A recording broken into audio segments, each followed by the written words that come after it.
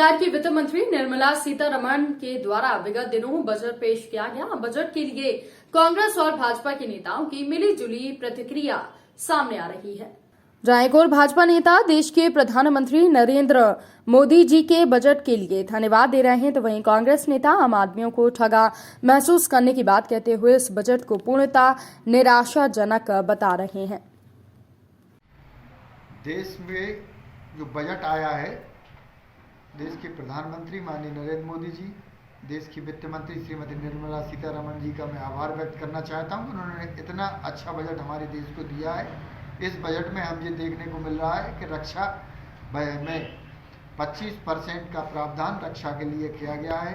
इससे हमारे देश अब उन देशों की ओर अग्रसर है जहां पहले हम हथियार खरीदा करते थे, अब हम बेचने की स्थिति में पहुंचने वाला है। इस बजट से उसमें भी हमारा सहयोग होगा।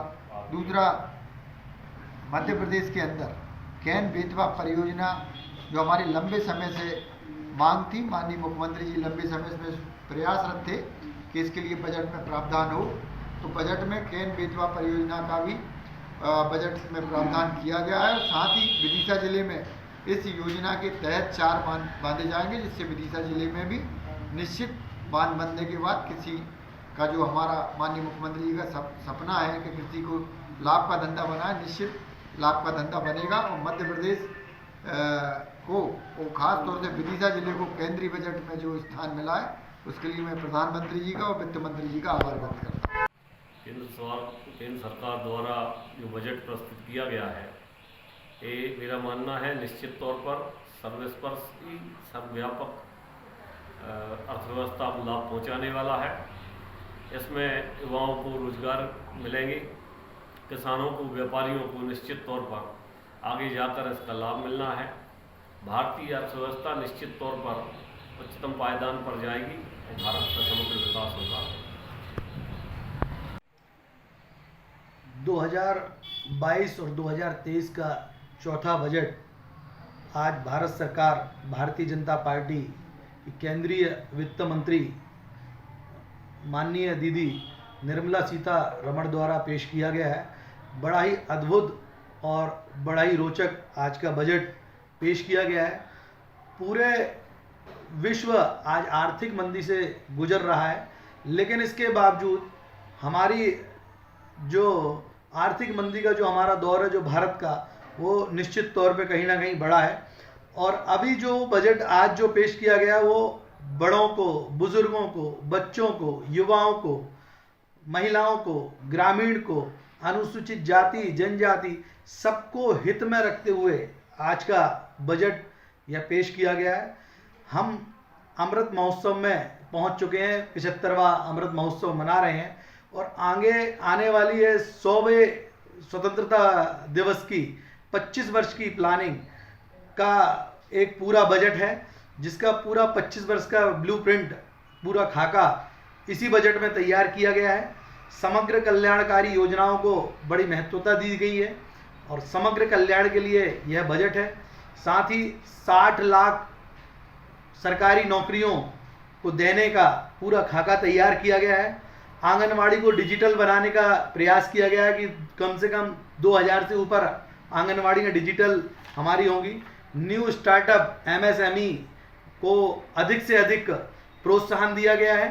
साथ में प्रदूषण और पॉल्यूशन को मद्देनजर रखते हुए अधिक से अधिक इलेक्ट्रॉनिक वाहन पर जोर दिया गया है। जगह जगह चार्जिंग स्टेशन खोलने पर जोर दिया गया है। खेती के जो भी उपकरण हैं, कृषि उपकरण, उनको सस्ता किया गया है। ऑर्गेनिक खेती को बढ़ावा दिया गया है। तो इस तरीके से संपूर्ण भारत को एक विकासशील भारत के साथ विकसित भारत बनाने के लिए ये बजट दिया गया है, जो बहुत ही अद्भुत और बहुत ही कल्याणकारी बजट है।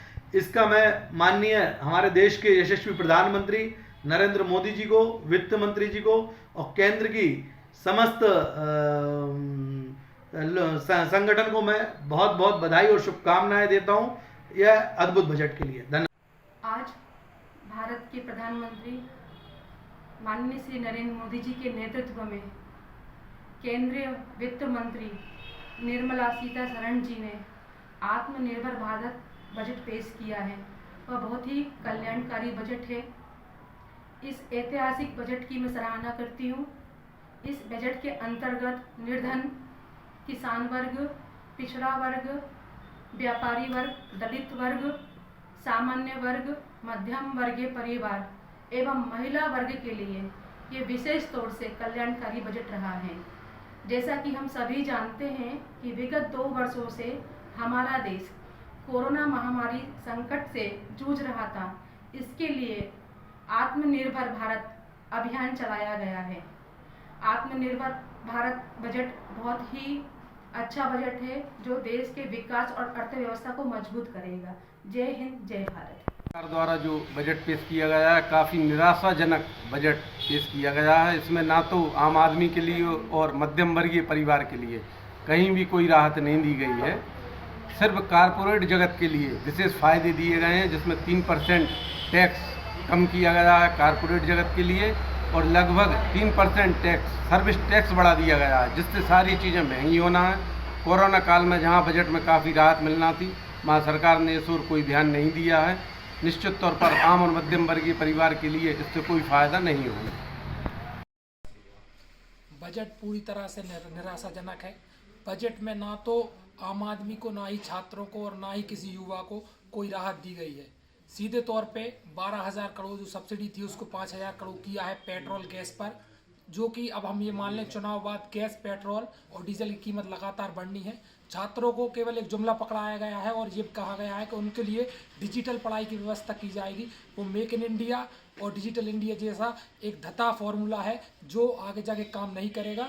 और केवल एक बात और कहना चाहता हूँ कि इस बजट जो जितने भी बजट आए हैं अभी तक का सबसे ज़्यादा निराशाजनक बजट है और जिसने आम आदमी को कोई राहत नहीं दी। खबरों में बने रहने के लिए वैदिक न्यूज एक्सप्रेस को सब्सक्राइब जरूर करें और बेल आइकन का बटन दबाना बिल्कुल ना भूलें, ताकि हर खबर का अपडेट आपको मिलता रहे। साथ ही हमारी खबरों को पसंद आने पर लाइक जरूर करें।